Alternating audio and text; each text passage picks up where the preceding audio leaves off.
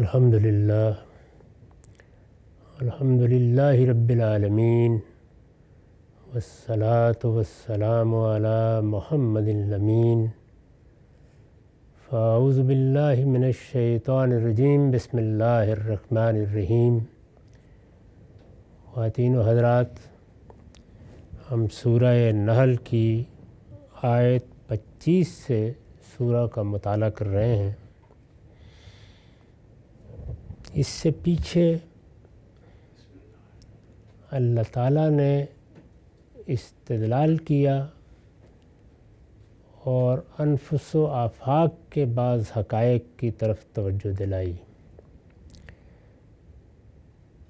اس کے بعد ان لوگوں کی حالت پر تبصرہ کیا جو ان بدیہی چیزوں کو نہیں مان رہے جن کا کوئی شخص انکار نہیں کر سکتا۔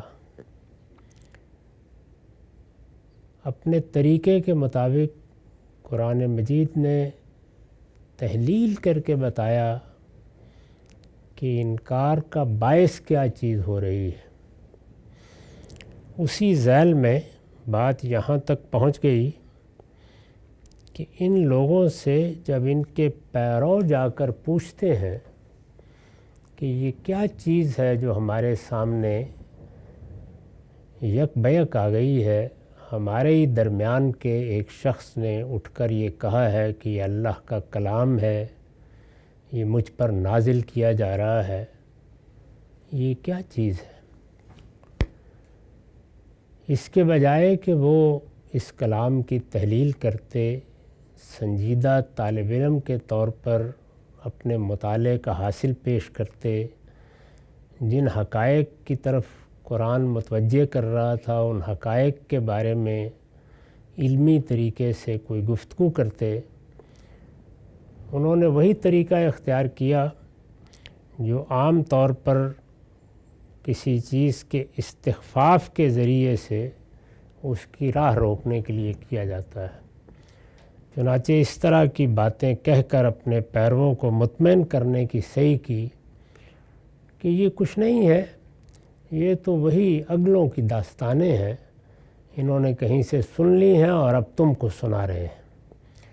ہر وہ شخص جو قرآن مجید کا آنکھیں کھول کر مطالعہ کرے گا اس پر یہ بات واضح ہو جائے گی کہ قرآن تاریخ کے اگر کسی واقعے کا ذکر کرتا ہے تو وہ کوئی داستان سرائی کے لیے نہیں کرتا بلکہ اس سے استدلال کرتا ہے، وہ اس کی ریزننگ کا ایک حصہ ہے، اور یہی دنیا میں ہمیشہ سے استدلال کے ذرائع رہے ہیں۔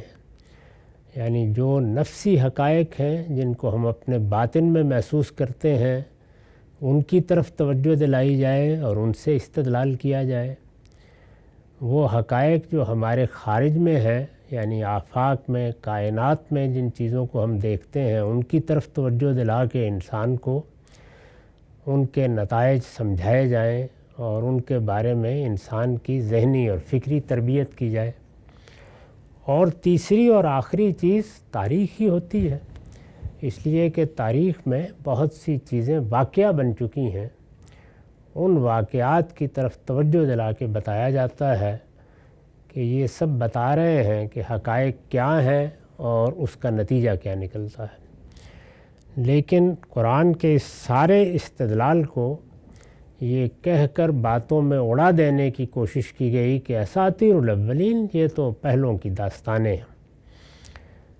اس پر قرآن نے یہ تبصرہ کیا کہ جب کوئی شخص اس سطح پر اتر آئے تو پھر اس کی ہدایت کی کوئی راہ باقی نہیں رہتی، وہ استہزاء اور استخفاف کا طریقہ اختیار کر لے، استدلال کرنے سے انکار کر دے، سنجیدہ طالب علم کے طریقے پر سمجھنے سمجھانے کی فضا پیدا نہ ہونے دے، تو وہ پھر اپنا بوجھ بھی اٹھائے گا اور جن کو وہ گمراہ کر رہا ہے ان کا بوجھ بھی اٹھائے گا، اور قیامت میں یہ سارا بوجھ اٹھا کر اپنے پروردگار کی عدالت میں حاضر ہو جائے گا۔ چنانچہ یہی فرمایا، اور یہ فرمایا تو اس کے ساتھ یہ تبصرہ بھی کر دیا کہ یضلونہم بغیر علم، الا سا ما یزرون، وہ بغیر کسی علم کے گمراہ کر رہے ہیں۔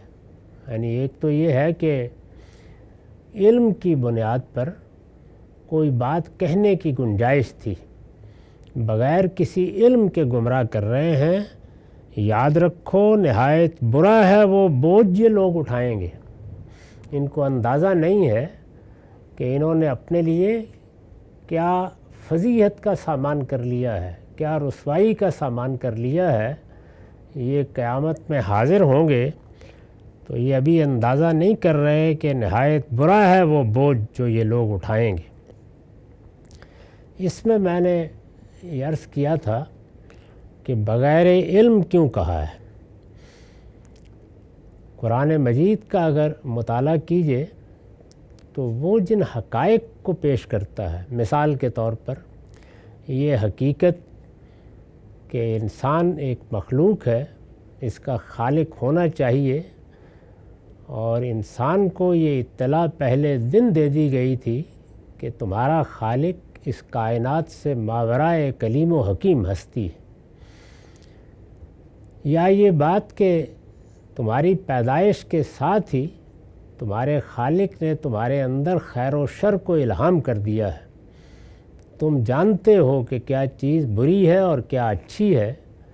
اخلاقیات کی سب بنیادی حقیقتیں تمہیں دے کر بھیجا گیا ہے، اس لیے ان کے تقاضوں سے بھی تم اپنے آپ کو الگ نہیں کر سکتے، تمہیں ان کا سامنا کرنا پڑے گا۔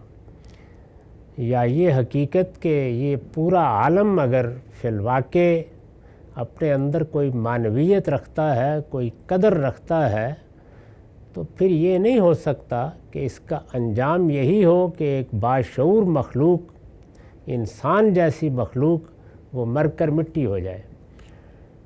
یہ خیر و شر کا شعور تقاضا کرتا ہے کہ اس کا نتیجہ یکساں نہ نکلے، اور یہی بات اللہ کے پیغمبروں نے پہلے دن سے بتانا شروع کر دی تھی۔ یہ جو کچھ بھی بتایا جا رہا ہے، جو کچھ سمجھایا جا رہا ہے، وہ تو علی علم ہے، یعنی اس کی بنیادیں اس علم میں ہیں جو اللہ تعالیٰ نے دیا، اس علم میں ہے جو انسان کی فطرت میں بدیعت ہے، اور انسان کی عقل بھی جب ان سب حقائق کا غیر جانبدارانہ مطالعہ کرتی ہے تو ان کو ماننے کے لیے مجبور ہو جاتی ہے۔ اس کے مقابل میں جو کچھ کہا جاتا ہے وہ قرآن مجید نے دوسرے مقامات پر بیان فرمایا ہے کہ محض ظنون و اوہام ہوتے ہیں، یعنی کسی چیز کی بھی کوئی علمی بنیاد نہیں ہوتی۔ اس کی وجہ یہ ہے کہ علمی حقائق کے لیے یہ ضروری ہے کہ ان کی بنا ان وجودی حقیقتوں سے اٹھائی جائے جو ہمارے حواس کی گرفت میں آتی ہیں۔ میرے ظاہری حواس، میرے باطنی حواس جن چیزوں کو دیکھتے، سنتے، محسوس کرتے ہیں، ان سے استدلال کی بنیاد اٹھائی جائے۔ اس کے بعد یہ بتایا جائے کہ عقل کیا چاہتی ہے۔ اگر یہ حقائق ہیں تو ان حقائق کی بنیاد پر عقل کن چیزوں کو واجب قرار دیتی ہے۔ وہ کہتی ہے کہ یہ ہیں، یہ ہونی چاہیے، اور یہ اسی طرح ہونی چاہیے۔ اور پھر یہ بتایا جائے کہ اگر یہ حقیقتیں اسی طرح ہونی چاہیے تو اس کائنات کے خالق نے جہاں میرے تمام جبلی تقاضوں کا جواب دیا ہے، وہاں کیا اس کا جواب بھی دیا ہے کہ میرے باطن میں ہدایت کی جو طلب رکھی گئی ہے وہ پوری کر دی جائے۔ تو یہ در حقیقت قرآن مجید کا استدلال ہے کہ انبیاء جو بات پیش کر رہے ہیں وہ تو ان حقائق پر مبنی ہے جن میں سے ایک ایک چیز کو علم کی دنیا میں پیش کیا جا سکتا ہے، لیکن اس کے مقابل میں کوئی چیز ایسی نہیں ہے جس پر علم کا لفظ بھی بولا جا سکے۔ وہ محض ظنون و اوہام ہے، اور انسان کی تاریخ بتاتی ہے کہ اس نے جب بھی اللہ کی کتابوں یا اللہ کے پیغمبروں کی تعلیمات سے اعتنا برتے بغیر حقائق کو سمجھنے کی کوشش کی ہے تو ظنون و اوہام کی ایک الف لیلہ ہی پیش کی ہے، اس سے زیادہ کوئی چیز نہیں ہے۔ اس ساری بات کو جس کی میں نے یہ مختصر وضاحت کی ایک لفظ میں ادا کر دیا ہے، یضلونہم بغیر علم، وہ بغیر کسی علم کے گمراہ کر رہے ہیں، الا سا ما یزرون، یاد رکھو نہایت برا ہے وہ بوجھ جو یہ لوگ اٹھائیں گے۔ اس کے بعد فرمایا قد مکر الذین من قبلہم، ان سے پہلے لوگوں نے بھی اسی طرح کی چالیں چلی تھیں۔ یہ وہی بات ہے جس پر انہوں نے پیچھے تبصرہ کیا کہ اساطیر الاولین۔ میں نے عرض کیا کہ یہ استخفاف اور استہزاء کا طریقہ ہے۔ ہم جب کسی چیز کا دلیل سے مواجہہ نہیں کر سکتے، اس کا سامنا نہیں کر سکتے، تو کوشش کرتے ہیں کہ وہ دلیل جہاں سے آ رہی ہے اس کا مذاق اڑا دیں، اس کو استہزاء کا نشانہ بنائیں، اس میں کوئی کمزور پہلو ڈھونڈ کر لوگوں کے سامنے اسے نمایاں کر دیں۔ علم و استدلال کا طریقہ یہ نہیں ہوتا۔ وہاں تو بہت سنجیدہ طالب علموں کی طریقے پر سوالات کیے جاتے ہیں، چیزوں کی تنقیح کی جاتی ہے۔ اگر کوئی ابہام ہو تو اس کو تبادلہ خیالات کے ذریعے سے دور کیا جاتا ہے۔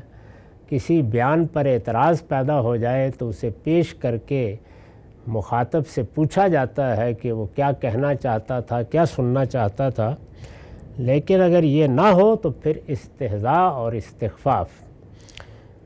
قرآن مجید نے اس کا جواب دیا، اس پر تبصرہ کیا اور فرمایا کہ یہ جس طرح کی چالیں چل رہے ہیں، جس طرح لوگوں کو بدگمان کرنے کے لیے طرح طرح کے بہانے پیش کر رہے ہیں، آزار پیش کر رہے ہیں، یہ کوئی نئی بات نہیں ہے۔ وہی تاریخ سے استدلال، ان سے پہلوں نے بھی ایسی چالیں چلی تھیں۔ اس کو چالیں چلنے سے تعبیر کیا ہے۔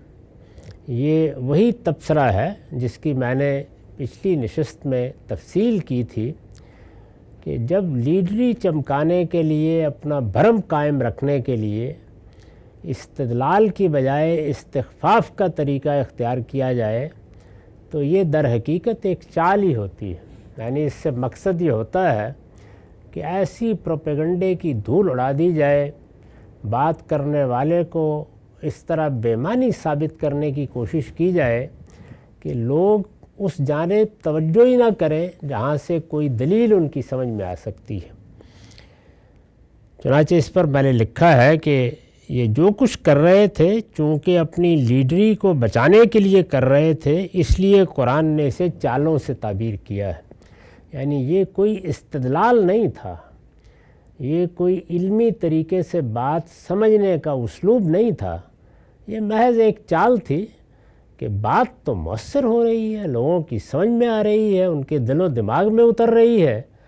اس وجہ سے بس یہی ایک راہ رہ گئی ہے کہ کوئی ایسا اعتراض کیا جائے، کوئی ایسی بات اٹھائی جائے، کسی ایسی چیز کی طرف توجہ دلائی جائے کہ جس کے نتیجے میں استدلال اور علم پر لوگوں کی نگاہ نہ آئے۔ یہی طریقہ بالعموم دنیا کی تاریخ بتاتی ہے کہ اختیار کیا جاتا ہے، یہ پروپیگنڈے کا طریقہ ہے، اور یہ وہی لوگ اختیار کرتے ہیں کہ جو کسی چیز کو بچانے کی صحیح کر رہے ہوتے ہیں۔ اگر وہ زعمائے ملت ہیں تو ظاہر ہے کہ اپنی لیڈری کو بچانے کی کوشش کریں گے، بڑے دانشور سمجھے جاتے ہیں یا عالم سمجھے جاتے ہیں تو اپنا بھرم قائم رکھنے کے لیے یہ کریں گے۔ اس کے پیچھے برے محرکات ہوتے ہیں، اس کو سامنے رکھ کر قرآن نے اس کے لیے مکر کا لفظ استعمال کیا۔ ان سے پہلے لوگوں نے بھی اسی طرح چالیں چلی تھیں۔ فَأَتَى اللَّهُ بُنْيَانَهُمْ مِنَ الْقَوَاعِدِ، پھر ان کی عمارت خدا نے بنیاد سے اکھاڑ دی۔ یہ وہی قانون ہے جس کی طرف اشارہ کیا اور جس کی ہم جگہ جگہ وضاحت کرتے رہے ہیں کہ اللہ تعالیٰ جب اپنے پیغمبروں کے ذریعے سے حجت پوری کرتے ہیں تو پھر یہ نہیں ہوتا کہ بات کہہ دی، سننے والے نے سن لی، چاہا تو مان لی، چاہا تو نہیں مانی۔ پھر اس پروردگار کی عدالت زمین پر لگ جاتی ہے اور وہ فیصلہ سناتی ہے۔ چنانچہ وہ لوگ جنہوں نے ماننے سے انکار کیا ان کے لیے یہی فیصلہ ہوتا ہے کہ ان کی بنائی ہوئی ساری عمارت کو اکھاڑ کر ریزہ ریزہ کر دیا جائے، اور یہی ہوتا ہے۔ پھر ان کی عمارت خدا نے بنیاد سے اکھاڑ دی۔ فَخَرَّ عَلَيْهِمُ السَّقْفُ مِنْ فَوْقِهِمْ، تو اس کی چھت ان کے اوپر سے ان پر آ رہی، اور فرمایا کہ وَآتَاهُمُ الْعَذَابُ مِنْ حَيْثُ لَا يَشْعُرُونَ، اور اس کا عذاب ان پر وہاں سے آیا جہاں سے ان کو گمان تک نہ تھا۔ وہ یہی سمجھتے رہے کہ ہمارے قلعے قائم ہیں اور ہماری عمارتیں سرب فلک ہیں اور ہمارا علم بے پناہ ہے اور ہماری قوت کو کوئی شکست نہیں دے سکتا اور ہماری سلطنتیں دنیا کی سلطنتیں ہیں۔ یہ سب گمان باطل ثابت ہوئے، اور جب اللہ تعالیٰ نے فیصلہ کر لیا کہ یہ سب کچھ اکھاڑ کے پھینک دینا ہے تو پھر اس کی تصویریں قرآن نے کھینچی ہیں عاد کے معاملے میں، سمود کے معاملے میں، اور بتایا ہے کہ یہ قومیں کتنی اپنے زمانے کے لحاظ سے ترقی یافتہ تھیں، انہوں نے کیا کیا کمالات تعمیرات میں دکھائے تھے، تاہم اللہ کے سامنے کچھ نہیں چلی۔ اور جب وہ طوفان آیا، وہ آندھی اٹھی، جب اللہ نے فیصلہ کر لیا کہ اب انہیں صاف و حاسب کے سپرد کر دیا جائے، اب زلزلے ان کو آلے، تو کوئی عمارت اور کوئی قوت بھی اس کے سامنے ٹھہر نہیں سکی۔ ان کی چھت ان کے اوپر سے ان پر آ رہی۔ اس پر میں نے حاشیہ لکھا ہے، یہ اس تباہی اور بربادی کی تصویر ہے جس سے یہ قومیں دوچار ہوئیں، اور ان کے تمدن اور اقتدار کی عمارت گویا اس طرح ڈھہ گئی کہ اس کی دیواریں اور چھتیں سب ان کے اوپر آ پڑی۔ یہ اصل میں تمثیل کا اسلوب ہے۔ جو کچھ بھی تمدنی ترقی ہوتی ہے، ظاہر ہے کہ اس میں عمارتیں بھی ہیں، شاہراہیں بھی ہیں، باغات بھی ہیں، پل بھی ہیں، نہریں بھی ہیں، اور معلوم نہیں کیا کیا جو اب بھی ہم دیکھتے ہیں، اور اس کے ساتھ علم، برتری، قوت، شان و شوکت، خدم و حشم، یہ سب چیزیں اس سب کو عمارت سے تشبیہ دے کے بتایا ہے کہ یہ تمدن کی عمارت، یہ تہذیب کی عمارت، یہ ترقی کی عمارت جس وقت حجت پوری ہو گئی تو یہ گویا اپنی چھتوں ہی پر ڈھہ پڑی، کچھ بھی باقی نہیں رہا۔ ان کی چھت ان کے اوپر سے ان پر آ رہی، اور اس کا عذاب ان پر وہاں سے آیا جہاں سے ان کو گمان تک نہ تھا۔ یہی طریقہ ہے کہ استدلال کیا جائے گا جب تاریخی حقائق سے، تو بعض صورتوں میں قرآن مجید اس کی تفصیل کرتا ہے، اور پھر پے در پے ہمارے سامنے وہ تاریخی حقائق رکھ دیتا ہے کہ یہ عاد تھے، یہ سمود تھے، یہ قوم شعیب تھی، یہ قوم نوح تھی۔ اور ایسا بھی ہوتا ہے کہ جہاں انفس و آفاق کے دلائل کا غلبہ ہو وہاں اشارہ کر دیا جاتا ہے۔ تو یہاں بہت اجمال کے ساتھ اس استدلال کی طرف اشارہ کیا، اور گویا ان کو توجہ دلائی کہ اس وقت تو باتیں بنا رہے ہو، تمہیں اس کا اندازہ نہیں ہے کہ جب خدا کا فیصلہ صادر ہو جائے گا تو کوئی بات بنی نہیں رہے گی۔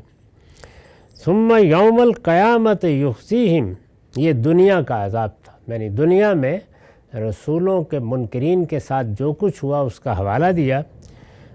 اس کے بعد فرمایا کہ پھر یہی نہیں، قیامت کے دن اللہ انہیں اور بھی رسوا کرے گا۔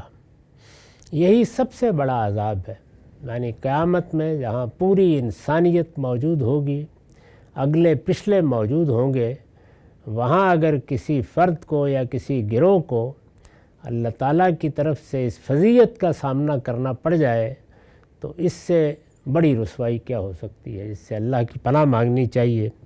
اللہ تعالیٰ ہر ایک کے عیوب پر پردہ ڈالے۔ لیکن ان قوموں کے بارے میں فرمایا کہ ان کی طرف اللہ کے پیغمبر آ گئے، ان کے پاس کوئی عذر باقی نہیں رہا، یہ اب کسی رعایت کے مستحق بھی نہیں تھے۔ ان پر دنیا میں عذاب آیا اور پھر قیامت میں بھی اللہ انہیں اور رسوا کرے گا۔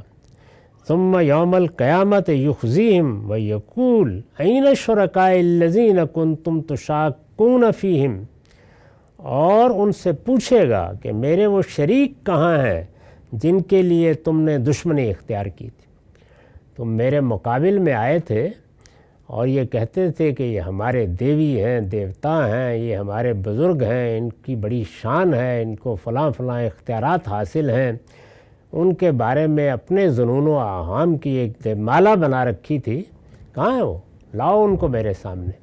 قرآن مجید میں یہ چیز جگہ جگہ آئی ہے کہ انسان نے اپنی طرف سے جو مذہب بنا رکھا ہوتا ہے اس کے تار و پود بکھر جائیں گے. وہ اس کی اپنی تخلیق ہے اور اس کا ماخذ نہ علم ہے نہ عقل ہے. یہ پیچھے فرمایا تھا نا کہ وہ یہ جو کچھ کہہ رہے ہیں اور اس کی بنیاد پر لوگوں کو گمراہ کر رہے ہیں، یہ بغیر علم ہے، اس کی کوئی علمی بنیاد نہیں ہے. اور جب اس کی کوئی علمی بنیاد نہیں ہے تو یہ پھر کیا ہے؟ یہ کاغذ کا محل ہے، بنا لیا، اس کے پرزے اڑ جائیں گے، یہ کچھ بھی نہیں.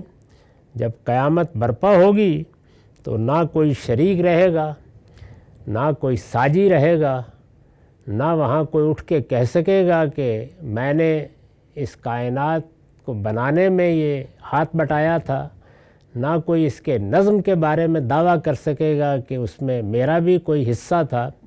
وہاں سب ہوا ہو جائیں گے اور وہ تنہا پروردگار ہوگا جو عدالت کر رہا ہوگا اور ان سے پوچھے گا کہ تم نے میرے جو شریک بنا رکھے تھے اور جن کے اختیارات تقسیم کرتے تھے اور جن کے لیے بحثیں کرتے تھے وہ سب کہاں ہیں؟ لاؤ دکھاؤ مجھے ذرا. تو اس بے بسی کو، اس رسوائی کو جو اس دن شرک اختیار کرنے والوں کی ہوگی، اس طرح بیان کیا. پھر یہی نہیں، قیامت کے دن اللہ انہیں اور بھی رسوا کرے گا اور ان سے پوچھے گا کہ میرے وہ شریک کہاں ہیں جن کے لیے تم نے دشمنی اختیار کی تھی. قال الذین اوتوا العلم ان الخزي اليوم والسوء علی الکافرین. جن کو علم دیا گیا تھا، یعنی وہی علم جس کا پیچھے حوالہ دیا، حقیقی علم، وہ علم جس پر دین اپنی بنیاد قائم کرتا ہے، وہ علم جو دنیا میں انسان کو راستی کے طریقے بتاتا ہے، وہ علم جو اپنی ذات میں سراسر ہدایت ہے. جن کو وہ علم دیا گیا تھا اور دنیا میں انہوں نے اس علم کے مطابق زندگی بسر کی، وہ اس وقت پکار اٹھیں گے. قال الذین اوتوا العلم ان الخزي اليوم والسوء علی الکافرین، کہ آج ان منکروں پر رسوائی اور بدبختی. یعنی ایک طرف وہ کھڑے ہوں گے جنہوں نے شریک بنائے اور اپنے ظنون و اوہام کی بنیاد پر بنائے، بغیر علم بنائے، ان کے پاس کوئی دلیل نہیں تھی. یہی وہ چیز ہے جس کو قرآن مجید بار بار واضح کرتا ہے کہ ایسا ہوتا ہے کہ بعض اوقات انسان کوئی غلطی کرتا ہے تو اس غلطی کے لیے عذر کے طور پر کوئی چیز پیش کی جا سکتی ہے. وہ علم کی بنیاد پر بھی ہو سکتا ہے اور وہ کسی عملی ترغیب کے معاملے میں بھی ہو سکتا ہے، لیکن شرک ہر لحاظ سے بے بنیاد ہے. یعنی یہ کہ اللہ تعالیٰ نے کوئی ساجی بنا رکھے ہیں، انسان اللہ کو نہیں مانتا تو یہ بھی ایک بات ہے جو آدمی کرنے کو کر سکتا ہے، لیکن اللہ نے کسی کو شریک بنایا ہے یہ تو اللہ ہی بتائے گا، اس کے سوا اور کوئی صورت ہے نہیں، اس کے لیے کوئی استدلال قائم کیا ہی نہیں جا سکتا. تو اس کو قرآن مجید اسی لیے کہتا ہے یہ افتراء علی اللہ ہے، یہ اللہ پر جھوٹ باندھنا ہے، اللہ تعالیٰ کی طرف ایک ایسی بات کی نسبت کرنا ہے جو سراسر کذب ہے، جس کی کوئی حقیقت نہیں ہے. اس کا نتیجہ وہ ہے جس کو یہاں بیان کیا گیا کہ دنیا میں بھی ناقابل معافی ہو جاتے ہیں اس طرح کے لوگ، اور آخرت میں بھی ان کے لیے رسوائی ہے. اور جب یہ اس رسوائی کو پہنچیں گے تو ان کے مقابل میں کون ہوں گے؟ وہ جن کو علم دیا گیا، یعنی جنہوں نے جو رائے قائم کی علم کی بنیاد پر قائم کی. انہوں نے اپنے اوہام کو، اپنے جذبات کو، اپنے تعصبات کو دخل انداز نہیں ہونے دیا. یہ جو کچھ کرتے رہے یدلونہم بغیر علم کے کرتے رہے، اور قیامت پہ ان کے مقابل میں کون کھڑے ہوں گے؟ قال الذین اوتوا العلم، جن کو اللہ نے علم عطا کیا ہے. وہ اس موقع کے اوپر افسوس اور حسرت کے ساتھ کہیں گے کہ ان الخزي اليوم والسوء علی الکافرین، آج ان منکروں پر رسوائی اور بدبختی. یہ کس انجام کو پہنچ گئے؟ ہم نے دنیا میں ان کو علم دینا چاہا، علم کی راہ دکھانی چاہیے، علم کی طرف متوجہ کرنا چاہا، لیکن یہ اس وقت سننے سمجھنے کے لیے تیار نہیں ہوئے۔ اسی کو بیان کیا نا ایک دوسری جگہ کے اوپر کہ جب یہ اپنے انجام کو پہنچ جائیں گے تو اس وقت خود حسرت سے کیا کہیں گے؟ تو یہ کہیں گے کہ لو کننا ناقلو نسمع ما کننا من اصحاب السعیر، ہم نے عقل سے کام لیا ہوتا اور ہم نے کسی دوسرے کی بات سنی ہوتی، یعنی کوئی ایک کام بھی کیا ہوتا تو آج ہم یہاں نہ پہنچتے۔ جن کو علم دیا گیا تھا وہ اس وقت پکار اٹھیں گے کہ آج ان منکروں پر رسوائی اور بدبختی ہے۔ الذین تتوفاہم الملائکۃ ظالمی انفسہم، ان پر، یعنی اب گویا جو انجام ان کا بتایا تو اس انجام کی کہاں سے شروعات ہوں گی؟ ان پر۔ یہاں سے آگے اب تضمین ہے۔ یہ قرآن کا طریقہ ہے کہ کوئی مکالمہ نقل ہو رہا ہے، کسی کی بات نقل ہو رہی ہے اور وہ بات ایک ایسی جگہ پہنچ گئی کہ جہاں اب کچھ حقائق اس بات سے ہٹ کر اسی کی نوعیت کے واضح کرنا پیش نظر ہے، تو اللہ تعالیٰ پھر اپنی بات وہاں ملا کر خود گفتگو شروع کر دیتے ہیں، تو اس کو تضمین کہا جاتا ہے۔ تو یہاں سے تضمین ہے۔ الذین تتوفاہم الملائکۃ ظالمی انفسہم، ان پر جن کی روح، یعنی گویا جب وہاں کی بات نقل کی کہ علم والے اس وقت ان کو دیکھیں گے اور یہ تبصرہ کریں گے، تو اب وہیں سے بات آگے خود اللہ تعالیٰ نے بڑھا دی ان پر، یعنی وہ جن پر یہ تبصرہ کیا جائے گا، ان پر جن کی روح فرشتے اس حالت میں قبض کریں گے کہ وہ اپنی جانوں پر ظلم ڈھا رہے ہوں گے، یعنی آخری مرحلے تک باز نہیں آئے۔ یہ خاص طور پر اس کو نمایاں کیا ہے کہ جو مہلت اللہ نے دی ہے جب تک موت کا فرشتہ نہیں آ جاتا، توبہ کا دروازہ کھلا ہوا ہے، آدمی رجوع کر لے، بات سمجھ لے، صحیح بات کی طرف متوجہ ہو جائے، لیکن یہ اس وقت تک اپنی جانوں پر ظلم ہی ڈھاتے رہے جب تک موت کا فرشتہ، اجل کا فرشتہ نہیں آ گیا۔ تو اس کی تصویر اس طرح بیان کی ہے کہ ان پر، یعنی میں یہ ان کی داستان تمہیں سنا رہا ہوں جن کی روح فرشتے اس حالت میں قبض کریں گے کہ وہ اپنی جانوں پر ظلم ڈھا رہے ہوں گے۔ تو اس وقت جب فرشتے سامنے آ جائیں گے تو فرمایا کہ فَأَلْقَوْا السَّلَمَ، فوراً سپر ڈال دیں گے، یعنی پھر نہ پیچھے ہٹنے کی گنجائش ہوگی، نہ فرشتوں کو بھگا دینے کی گنجائش ہوگی، نہ اپنی قوت طاقت استعمال کر کے نجات حاصل کر لینے کی گنجائش ہوگی۔ پھر سارا دم خم نکل جائے گا، اور جس طرح کے بے بسی کے ساتھ کوئی سپر ڈال دیتا ہے، ہتھیار ڈال دیتا ہے، یہ بھی اسی طرح سے سپر ڈال دیں گے اور اپنی زبان حال سے کہیں گے کہ ما کننا نعمل من سوء فَأَلْقَوْا السَّلَمَ ما کننا نعلم من سوء، ہم تو کوئی برا کام نہیں کر رہے تھے، یعنی فوراً اپنی بات کو اس طریقے سے کسی عذر میں ڈھال دینے کی صحیح کریں گے، ہم تو کوئی برا کام نہیں کر رہے تھے۔ فرشتے جواب دیں گے، یہ موت کے وقت کی گفتگو ہے، بلا ان اللہ علیم بما کنتم تعملون، کیوں نہیں، بے شک اللہ خوب جانتا ہے جو کچھ تم کرتے رہے ہو، یعنی کس کو جھٹلا رہے ہو، کس کے سامنے دروغ گوئی کر رہے ہو، کس کو دھوکہ دے رہے ہو، اللہ خوب جانتا ہے جو کچھ تم کرتے رہے ہو۔ فَادْخُلُوا أَبْوَابَ جَهَنَّمَ خَالِدِينَ فِيهَا فَلَبِئْسَ مَثْوَى الْمُتَكَبِّرِينَ، اب جہنم کے دروازوں میں داخل ہو جاؤ اس طرح کہ اسی میں ہمیشہ رہو گے، سو کیا ہی برا ٹھکانہ ہے تکبر کرنے والوں کے لیے۔ یہ پیچھے سے دیکھیے کس طرح پھر ملا دیا بات کو، وہاں جب استدلال کے بعد رویے پر تبصرہ کیا تھا تو کیا کہا تھا کہ اصل وجہ استکبار ہے، تکبر ہے، اللہ تعالیٰ کے ہاں یہ سزا، یہ سخت ترین سزا، جہنم کی سزا اس طرح کے متکبرین ہی کے لیے ہے۔ تو تکبر کو پھر آخر میں واضح کر دیا، فَلَبِئْسَ مَثْوَى الْمُتَكَبِّرِينَ، سو کیا ہی برا ٹھکانہ ہے ان تکبر کرنے والوں کے لیے۔ یعنی دنیا میں تو یہ اپنے آپ کو بڑی چیز سمجھتے رہے، لیکن اب دیکھو انجام کیا ہوا اور کہاں پہنچ گئے۔ تو یہ جو تضمین ہے اس کی میں نے وضاحت کی ہے کہ یہاں سے آگے تضمین ہے جس سے اللہ تعالیٰ نے اہل علم کی بات کو مخاطبین پر منطبق کر دیا ہے کہ جو آج اپنے غرور میں مست ہیں وہ بھی اسی حال کو پہنچیں گے۔ یعنی آج تو نظر نہیں آ رہا ہے ان کو کہ یہ کیا کر رہے ہیں، لیکن انجام سامنے ہے۔ اس کے بعد بتایا ہے کہ خدا سے ڈرنے والوں کے ساتھ کیا معاملہ ہوگا۔ ہمارا وقت ختم ہو گیا۔ اقول قولی ھذا واستغفر اللہ لی ولکم ولسائر المسلمین۔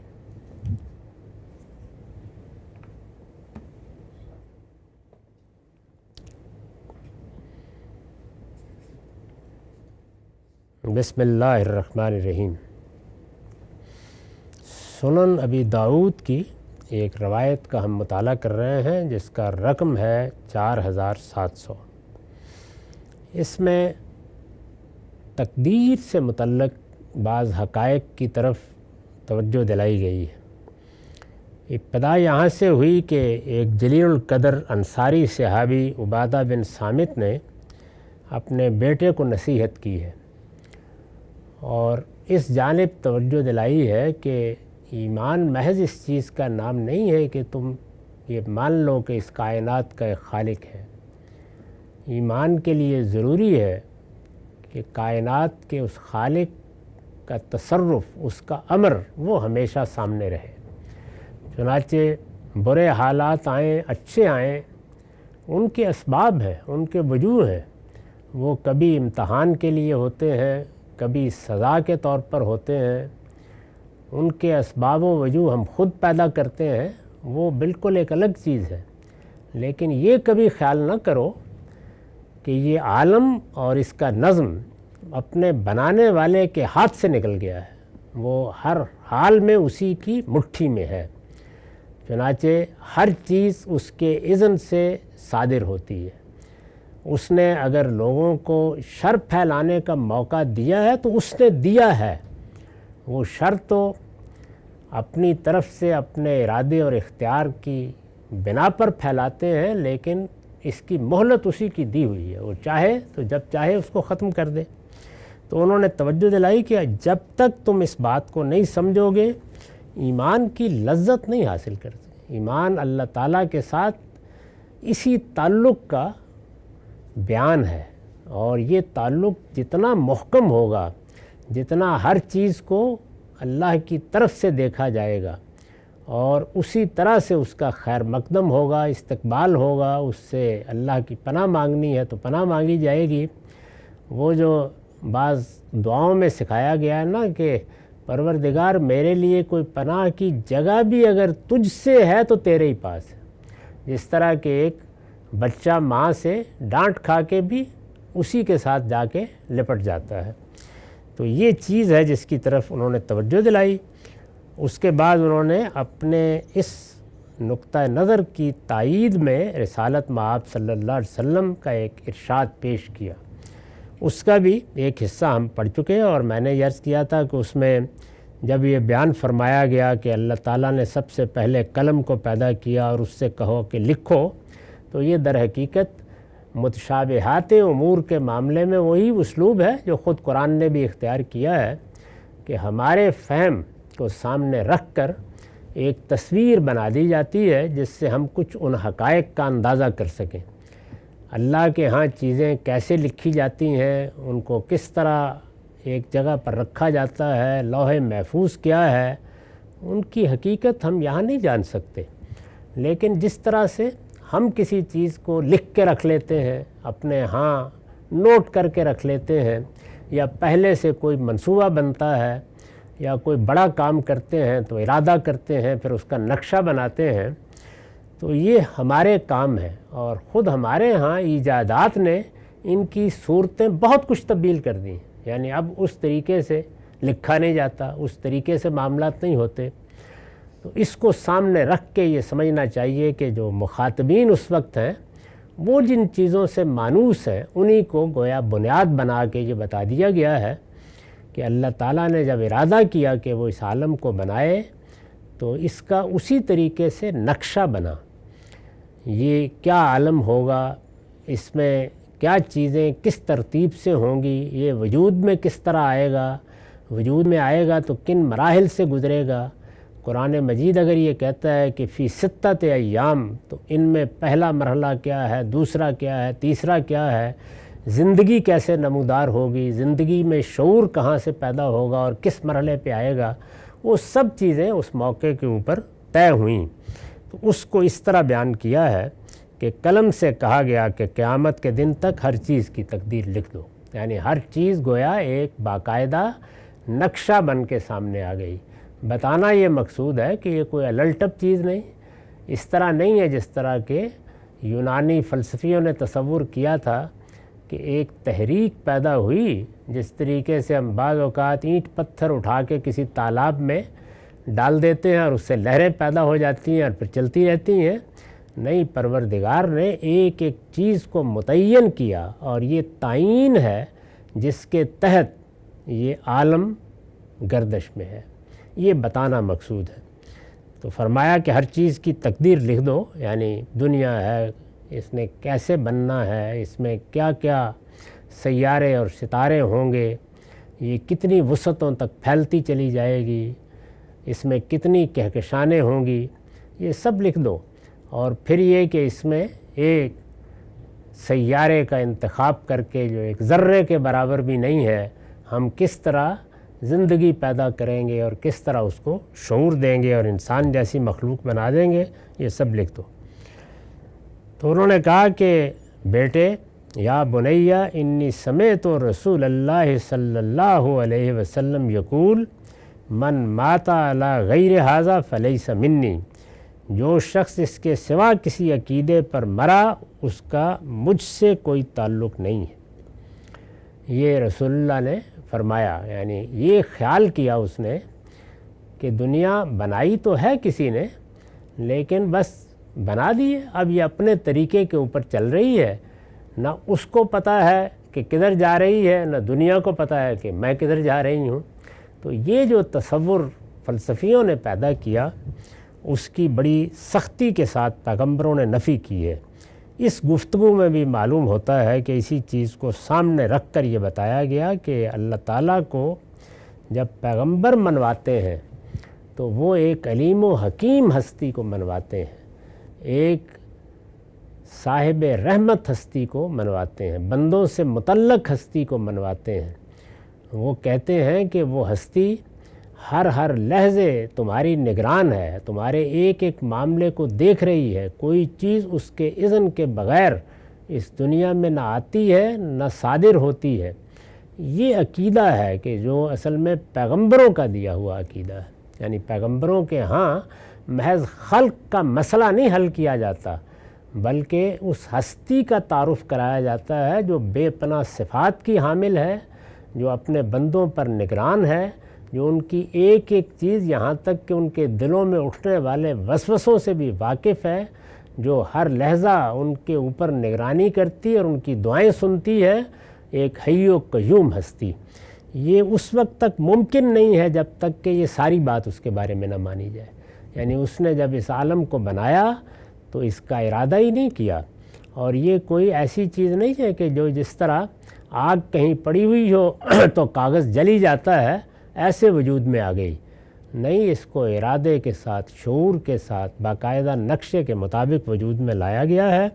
جو شخص یہ عقیدہ نہیں رکھتا وہ پیغمبروں کا عقیدہ نہیں رکھتا۔ اس پر میں نے لکھا ہے، مطلب یہ ہے کہ اللہ تعالیٰ پر ایمان کا جو تصور میں نے پیش کیا، یعنی رسول اللہ نے فرمایا، اس نے پھر اس کو نہ سمجھا ہے اور نہ قبول کیا، یعنی اگر اس نے محض اللہ کو مان لیا اور یہ نہیں مانا تو اس نے نہ اس تصور کو سمجھا ہے نہ قبول کیا ہے۔ یہ اس لیے فرمایا کہ اللہ پر انسان کے ایمان کا حقیقی ظہور اسی حقیقت پر ایمان سے ہوتا ہے، یعنی ایمان اگر کوئی چیز ہے اور وہ میری زندگی اور میرے وجود کا احاطہ کرے گا تو وہ اسی تصور کے ساتھ کرے گا۔ یہ نہ ہو تو ایمان محض زبان کا اقرار ہے جو بے سوچے سمجھے کر لیا گیا ہے۔ اس طرح کے اقرار سے کوئی شخص اس ایمان کا حامل نہیں ہو سکتا جس کی دعوت محمد رسول اللہ صلی اللہ علیہ وسلم نے انسانیت کو دی۔ تو یہ بات بہت اچھی طرح سمجھ لینا چاہیے کہ محض مان لینا کوئی چیز نہیں۔ تمام بڑے فلسفی مانتے ہیں، لیکن جس خدا کو مانتے ہیں وہ اصلاً کائنات ہے۔ یہ علیم و حکیم ہستی نہیں ہے جس کا اعتراف کیا جاتا ہے، پیغمبروں نے اس خدا کا، اس خالق کا تعارف کرایا ہے۔ وآخر دعوانا الحمدللہ رب العالمین۔ اب 10 منٹ کا وقفہ ہے، اس کے بعد سوال ہوں گے۔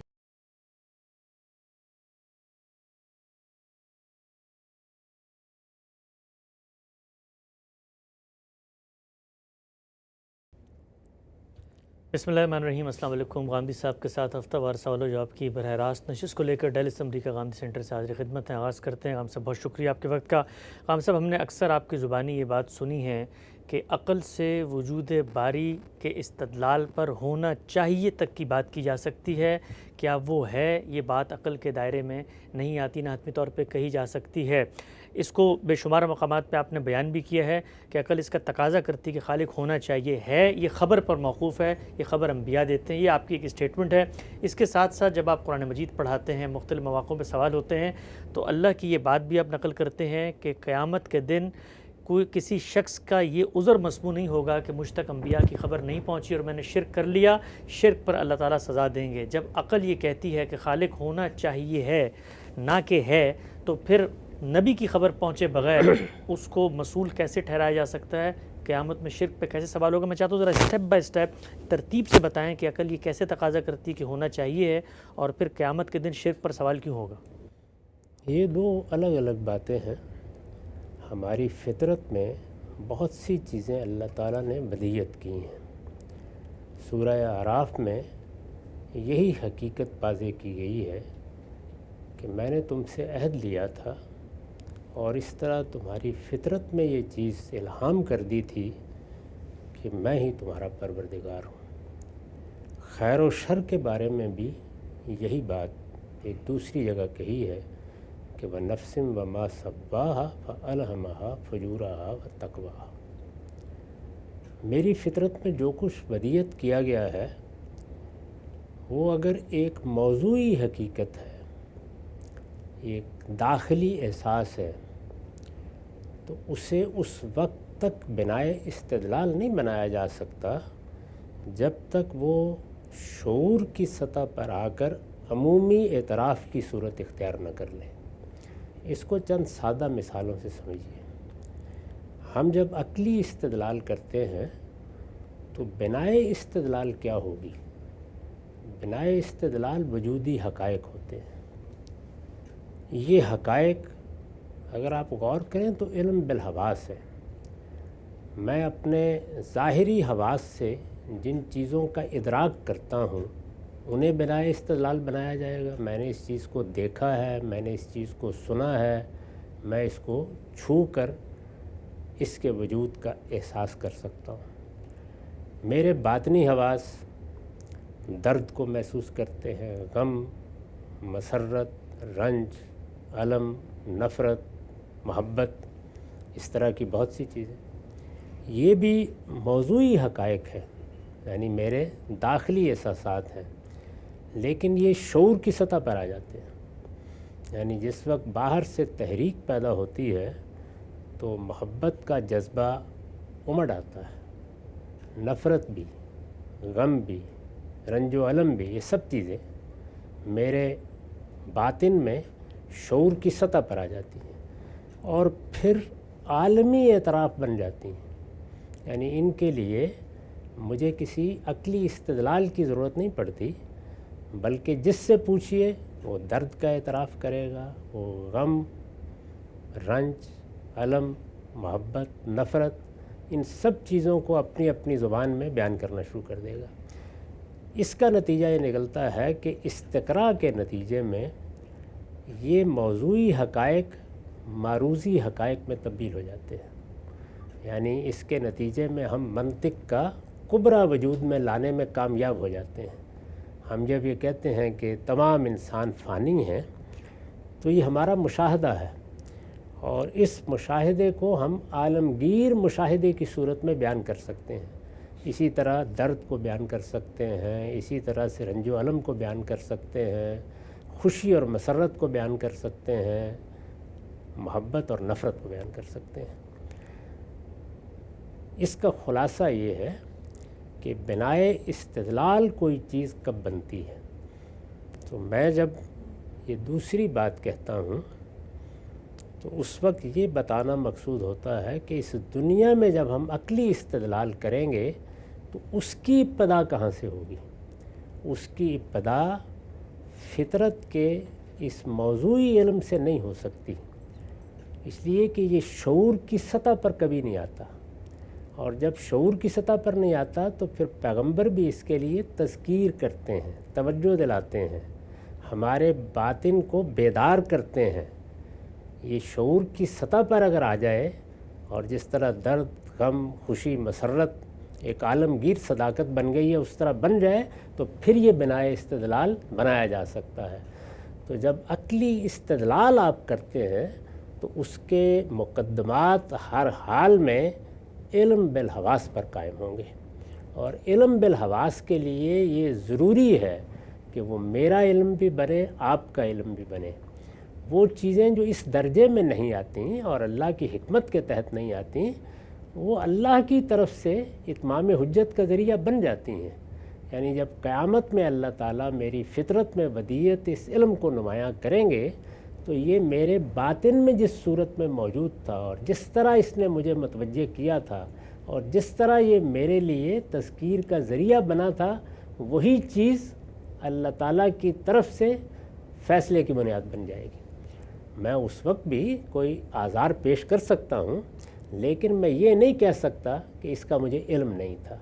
اس کا تعلق آخرت سے ہے. اس دنیا میں جب مجھے استدلال کرنا ہے تو اس کے مقدمے ہر حال میں علم بالحواس پر قائم ہوں گے.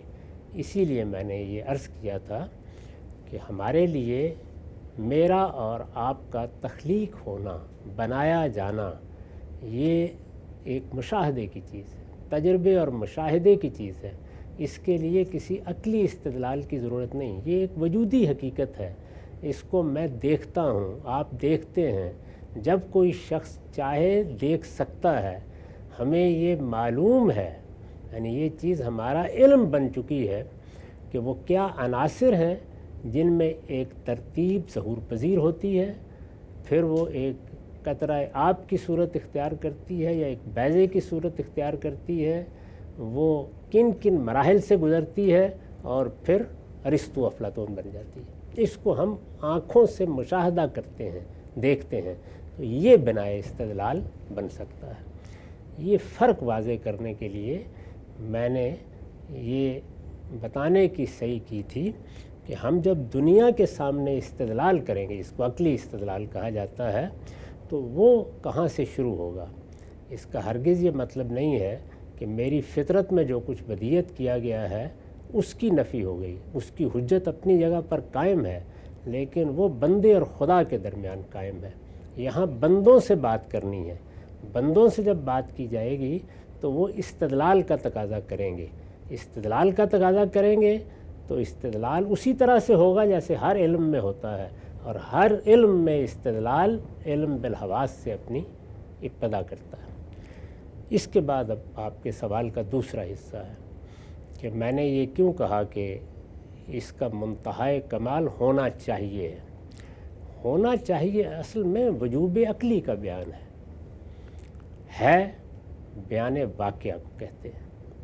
اب میں آپ سے یہ عرض کرتا ہوں کہ وجوب عقلی میں اور اس میں کیا فرق واقع ہو جاتے ہیں. ہم یہ کہتے ہیں کہ تمام انسان فانی ہے. ظاہر ہے کہ یہ مشاہدے کی چیز تجربے میں آ چکی ہے.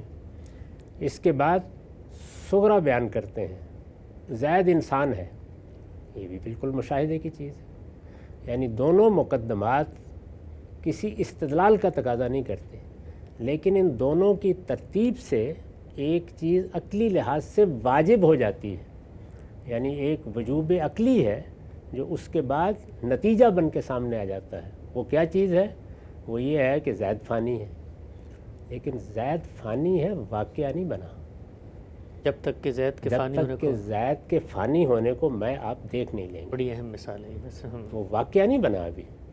تو وجوب عقلی کو آپ ہے میں تعبیر کر دیں، آپ ہونا چاہیے بیان کر دیں، دونوں میں کوئی فرق واقع نہیں ہوگا۔ یہ کیوں نہیں کہہ سکتا ہوں واقعہ نہیں بنا؟ کوئی شخص سے کہے کہ اس کا فانی نہ ہونا واقعہ نہیں بنا، جب تک آپ کوئی اس کو لے کر نہیں آتے کہ فانی نہیں ہوا تب تک ہم اس کو مانتے ہیں کہ یہ دو وجوب عقلی سے یہ نتیجہ نکلے گا۔ نتیجہ تو نکل آیا نا، یعنی زید کو بھی فانی ہونا چاہیے، زید بھی فانی ہے ایسے ہی کہہ دیں، لیکن زید فانی ہے یہ واقعہ نہیں بنا۔ تو واقعے کا اور وجوب عقلی کا فرق بیان کرنے کے لیے جب عام لوگوں کو آپ سمجھانا چاہیں گے تو اسی طرح سمجھائیں گے کہ ہمارے عقلی استدلال کا آخری مقام کیا ہے؟ ہونا چاہیے، ہونا چاہیے، یہ لازماً ہونا چاہیے۔ یہ وجوب عقلی کا بیان ہے، اس کو اس طرح بھی بیان کر سکتے ہیں کہ ہے زید فانی ہے لیکن یہ بیان واقعہ نہیں ہوا۔ تو آپ ہے کہیں یا ہونا چاہیے کہیں، نتیجے میں کوئی فرق واقع نہیں ہوگا۔ اگر یہ بات ابھی بھی سمجھ میں نہیں آئی تو میں آپ کے سامنے ایک اور منطقی مقدمہ رکھ دیتا ہوں۔ جی، تمام انسان ماں اور باپ دونوں کے ملاپ سے پیدا ہوتے ہیں۔ یہ کیا ہے؟ یہ ظاہر ہے کہ کبرا ہے، یعنی یہ وہ مشاہدہ ہے جو استقراء کے نتیجے میں ہو گیا ہے۔ اس کو جب بیان کیا جائے گا ہر شخص مانے گا، یہ ایک عالمگیر صداقت ہے۔ اب ذرا صغرا سنیے، مسیح انسان تھے، نتیجہ نکالیے، مسیح کو بھی ماں باپ سے پیدا ہونا چاہیے۔ یہ وجوب عقلی یہاں بھی ہے، واقعہ نہیں بنا، کیونکہ نہیں ہوا ایسا نہیں ہوا، ہم جانتے ہیں کہ نہیں ہوا۔ تو یہ فرق سمجھانے کے لیے میں نے عرض کیا تھا کہ جو چیز عقل واجب کرتی ہے اس کو عام آدمی اسی طرح سمجھے گا کہ اسے کہا جائے کہ تمہیں عقلی استدلال ہونا چاہیے تک پہنچاتا ہے۔ ہم جب دیکھتے ہیں کہ دھواں اٹھ رہا ہے تو ہم عقلی استدلال کرتے ہیں اور یہ کہہ سکتے ہیں کہ وہاں آگ جل رہی ہے، لیکن صحیح علمی طریقہ یہ ہوگا کہ ہم یہ کہیں کہ وہاں آگ ہونی چاہیے، لازماً ہونی چاہیے۔ اگر دھواں اٹھ رہا ہے تو یہ ہونی چاہیے یا ہونا چاہیے اصل میں وجوب عقلی کو عام لوگوں کے سامنے بیان کرنے کا اسلوب ہے میں بیان کر دیں یا ہونا چاہیے میں، یہ بہرحال وجوب عقلی ہے، بیان واقعہ نہیں ہو سکتا۔ تو میں نے یہ فرق واضح کرنے کی کوشش کی ہے کہ عقلی استدلال ہمیں یہاں تک پہنچائے گا، اس کو واقعے میں تبدیل کرنے کے لیے خبر چاہیے۔ یعنی کوئی آدمی اب جائے اور جا کر دیکھے کہ کیا جہاں سے دھواں اٹھ رہا ہے وہاں فی الواقع آگ جل رہی ہے، تو اس کو دیکھ لے گا۔ جب دیکھ لے گا تو پھر وہ کہے گا کہ ہاں آگ جل رہی ہے اور اس سے دھواں اٹھ رہا ہے۔ اسی طرح کوئی آدمی اس جگہ سے آ گیا اور اس نے آ کے خبر دے دی، یعنی یا وہ میرا تجربہ اور مشاہدہ بنے گا اور یا کسی خبر دینے والے کے تجربے اور مشاہدے کی بنیاد پر میں اس کو واقعے میں تبدیل کروں گا۔ تو اللہ تعالیٰ کی ذات کے بارے میں یہ بات کہ فی الواقع وہ ہے، وہ علیم و حکیم ہستی ہے جس نے ہمیں بنایا ہے، یہ پیغمبروں کی خبر کے نتیجے میں واقعہ بنتا ہے۔ اس لیے پہلے دن سے پیغمبروں کو یہ خبر دے دی گئی تھی، پہلے دن سے دے دی گئی تھی، کیونکہ اس کے بغیر یہ بیان واقعہ نہیں بن سکتی، وجوب عقلی رہے گی۔ وجوب عقلی اصل میں ہے ہی ہوتا ہے، یعنی ہونا چاہیے، اس کو ہر حال میں ہونا چاہیے، لازماً ہونا چاہیے۔ اسی کو بعض اوقات علم کی زبان میں ہے سے تعبیر کر دیا جاتا ہے، جیسے میں نے مثال دی کہ ہم نے دونوں مقدمات کی ترتیب میں یہی کیا۔ زید فانی ہے، کوئی غلطی نہیں اس میں کہہ دیں، لیکن یہ واقعے کا بیان نہیں ہے۔ اسی طرح آپ جب یہ کہیں گے کہ مسیح بھی ماں باپ سے پیدا ہوئے تھے تو یہ بھی وجوب عقلی کی حد تک ایک درست بات ہوگی، لیکن یہ واقعہ نہیں بنی۔ اور ہمیں ایک دوسرے ذریعے سے جو بہت مستند ذریعہ ہے یہ خبر مل گئی کہ وہ تو ماں باپ کے ملاپ سے پیدا نہیں ہوئے۔ اس سے یہ بالکل واضح ہو جاتا ہے کہ جو مقدمات کی ترتیب سے نتیجہ نکالا جاتا ہے، یعنی منطقی مقدمات کی ترتیب سے وہ وجوب عقلی کا بیان ہوتا ہے، اس کے نتیجے میں کوئی چیز واقعہ نہیں بنتی۔ اور سے نقطہ آپ نے واضح کیا، آگے بڑھاتے ہیں اس گفتگو کو. یہ بیان فرمائیے گا، قرآن مجید میں اللہ تعالیٰ نے کہا ہے کہ لیبلوکم فیما آتاکم، میں اس چیز کے بارے میں سوال کروں گا جو کچھ تمہیں دیا گیا ہے. اب قیامت میں وہ سوال کرتے ہیں ان لوگوں سے جو یہ اقرار کر کے کہہ رہے ہیں کہ ہمیں انبیاء کی خبر نہیں پہنچی. اللہ تعالیٰ دنیا میں جو اصول انہوں نے بتایا ہے کہ اس چیز کے بارے میں سوال کروں گا جو کچھ دیا گیا ہے، وہ دیے جانے کو پوائنٹ آف ریفرنس بنا رہے ہیں، اور قیامت میں اس دیے جانے کو، جس کو آپ یہ کہتے ہیں کہ وہ واقعہ نہیں بنتی جب تک کہ اس کے لیے کوئی خبر نہ آ جائے یا وہ ایک مشاہدہ بن کے حصی استدلال نہ بن جائے، تو اللہ تعالیٰ پھر قیامت میں اگر سوال کر رہے ہیں تو عقل تو یہ تقاضا کرتی ہے نا کہ جس چیز کو انہوں نے پوائنٹ آف ریفرنس بنایا ہے آخرت میں، اور دنیا میں انہوں نے کہا ہے کہ سوال میں اسی چیز کے بارے میں کروں گا جو کچھ دیا ہو، تو جو کچھ دیا ہے اس کو پھر اپنی ذات کے اندر ایک پوائنٹ آف ریفرنس بننا چاہیے نا. اس میں کیا شک ہے، وہ بنے گا، تمام موضوعی حقائق بنیں گے، لیکن میرے پروردگار کی عدالت میں بنیں گے. یہاں ہم ایک دوسرے کے سامنے استدلال کر رہے ہیں، یہاں استدلال کے مقدمات بیان کیے جا رہے ہیں. یعنی جب لوگوں کے سامنے کسی چیز کے بارے میں استدلال کیا جاتا ہے تو اس وقت چیزوں کو کیسے بیان کرنا ہے. وہ اللہ کے سامنے تو میرا باطن کھلا ہوا ہوگا، میرے اعضاء شہادت دے دیں گے، میں اس وقت کسی چیز کا انکار نہیں کر سکوں گا. انہوں نے یہ کہا کہ ہمارے پاس کسی پیغمبر کی طرف سے کوئی انذار کی خبر نہیں پہنچی، یہ بتائیں گے.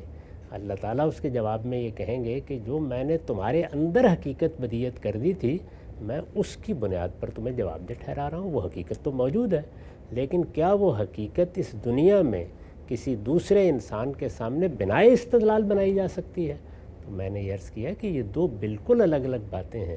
ایک چیز کا موجود ہونا اور اس کا میرے پروردگار کے علم میں ہونا، اور میرے اوپر میرے باطن میں اس کی حجت پوری ہو جانا، اس کی بنیاد پر میرا جواب دہ ہو جانا.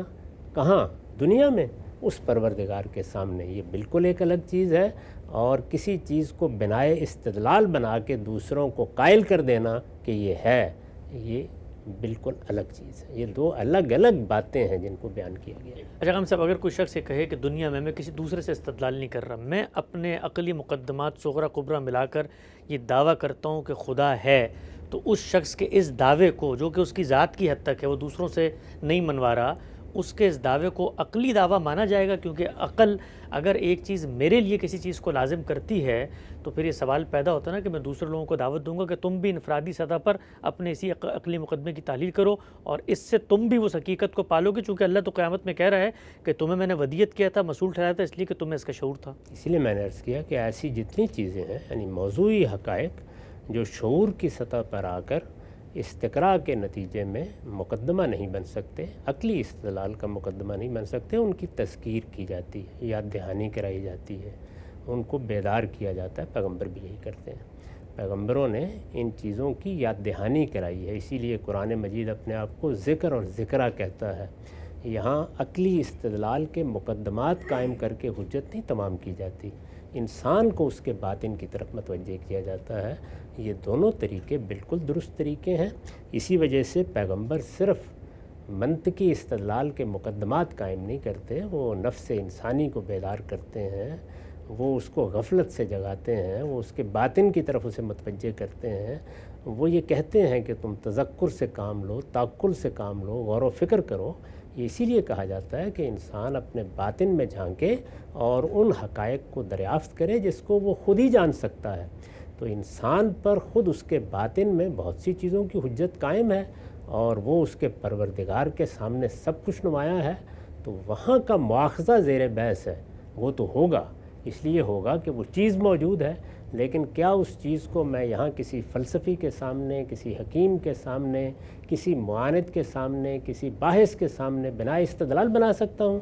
بنائے استدلال تو عقلی طریقے ہی سے بنایا جا سکتا ہے، اور جب بنائے استدلال بنایا جائے گا تو اس کی ابتدا کہاں سے ہوگی؟ اس کی ابتدا وجودی حقائق سے ہوگی، اور وہ معروضی ہونے چاہیے. یعنی ان کو میں بھی مانتا ہوں، ان کو آپ بھی مانتے ہوں، اس کے بعد وہ بنائے استدلال بنتے ہیں. میں آپ کو توجہ دلاؤں اور آپ اطمینان کے ساتھ یہ کہہ دیں کہ میں تو ایسی کوئی چیز محسوس نہیں کرتا، تو اب میں آگے بات کیسے کروں گا؟ اس لیے دو باتوں کو بالکل الگ الگ رکھنا چاہیے. یعنی کسی چیز کا فطرت میں ہونا یہ بالکل ایک الگ چیز ہے. دوسری چیز کو دیکھیے، یعنی یہ ہمارا جو خیر و شر کا شعور ہے وہ بھی فطرت میں ودیت کیا گیا ہے، لیکن وہ انسان کے شعور کی سطح پر آتا ہے اور عالمگیر صداقت بن جاتا ہے. یعنی ساری دنیا مان لیتی ہے کہ سچ ایک اچھی چیز ہے، دیانت ایک اچھی چیز ہے. خیر و شر کا یہ شعور عالمگیر صداقت بن کے استدلال کی بنیاد بن جاتا ہے. اس پر ہم دنیا کا نظم قائم کرنا چاہتے ہیں تو کوئی شخص انکار نہیں کرتا، خواہ وہ خدا کو مانتا ہو یا نہ مانتا ہو. یعنی یہ وہ چیز ہے جس کی بنا ایسی محکم ہے اور اس طرح استقراء کے نتیجے میں مقدمہ بن جاتی ہے کہ اس وقت سارے ادارے اسی اصول پر قائم ہیں اور انسان اسی پر ایک دوسرے سے مکالمہ کرتے، ایک دوسرے کا محاسبہ کرتے اور عدالتی نظام بناتے ہیں. یہ سب اسی پر بنا ہوا ہے، اس لیے کہ وہ شعور کی سطح پر آ جاتا ہے. یعنی جب تحریک دی جاتی ہے یا تذکیر کی جاتی ہے تو یہ نہیں کہ وہ کہیں خفتہ رہتا ہے، وہ شعور کی سطح پہ آ جاتا ہے اور عالمگیر صداقت بن کر استقراء کے نتیجے میں کبرا وجود میں لے آتا ہے. جب یہ ہو جاتا ہے تو اس کے بعد آپ استدلال کر سکتے ہیں. عقلی استدلال اس کو کہتے ہیں. عقلی استدلال میں جو نتیجہ نکلتا ہے وہ نتیجہ ہے میں بیان کیجئے یا ہونا چاہیے میں بیان کیجئے، ایک ہی بات ہے، وہ واقعہ نہیں بن جاتا. یعنی عقلی لحاظ سے اس کو نہیں کہا جا سکتا کہ اب یہ واقعہ بن گیا ہے. واقعہ وہ اسی وقت بنے گا جب وہ میرے لیے علم بالحواس کے درجے تک آ جائے گا. اور اس کے دو ہی طریقے ہیں، یا وہ کسی شخص کے ہاں آئے گا اور وہ اس کی خبر مجھ تک پہنچا دے گا اور میں خبر کی تحقیق کر کے تنقیح کر کے رد و قبول کا فیصلہ کروں گا، اور یا وہ براہ راست میرے مشاہدے میں آ جائے گا. اس کے سوا اور کوئی طریقہ نہیں. پیغام صاحب واضح ہوا. آخری سوال آج کی نشست کا، یہ بیان فرمائیے گا اگر قیامت کے دن اللہ تعالیٰ اس علم کی بنیاد پر جو میری فطرت میں ودیت کیا گیا ہے مجھے جواب دہ ٹھہرائے گا، اور دوسری طرف پورے کے پورے انبیاء کے سلاسل، شریعتیں، کتابیں، ان میں سنتیں، احکامات، یہ سب کچھ بھی جاری کیا ہے، ان کو پہنچنے کے بعد بھی اگر کوئی انحراف کرتا ہے اس سے بھی سوال ہوگا. اگر سوال دونوں سے ہی ہونا ہے تو پھر اس دوسری زحمت کی کیا ضرورت تھی؟ وہ پہلے کا جو علم تھا اسی کی بنیاد پہ مصول ٹھہرایا تھا. مجھے اللہ تعالیٰ نے تو پہلے دن سے دونوں کا اہتمام کر دیا. آدم و حوا کی فطرت میں یہ چیز ودیت بھی کر دی اور ان کو نبوت سے سرفراز بھی کر دیا. اللہ تعالیٰ نے تو اہتمام کر دیا. اب چونکہ دنیا آگے بڑھ رہی ہے، مختلف جگہوں پر لوگ چلے گئے، ایسا بھی ہوا کہ ایک بڑا زمانہ فترت آ گیا جس میں تذکیر نہیں کی گئی دوبارہ. اس میں یہ امکان پیدا ہو جاتا ہے کہ کسی انسان کے سامنے پیغمبروں کی یہ ہدایت نہ آئے، تو اس میں جو اسے دیا گیا ہے اسی کی بنیاد پر سوال ہوگا.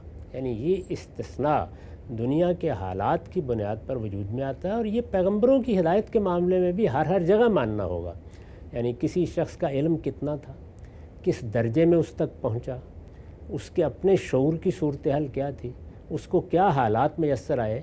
ہمارے دین نے یہ بتایا ہے کہ جب سزا دینا ہوتی ہے تو جرم کی نوعیت اور مجرم کے حالات میں سے ایک ایک چیز کو دیکھا جاتا ہے.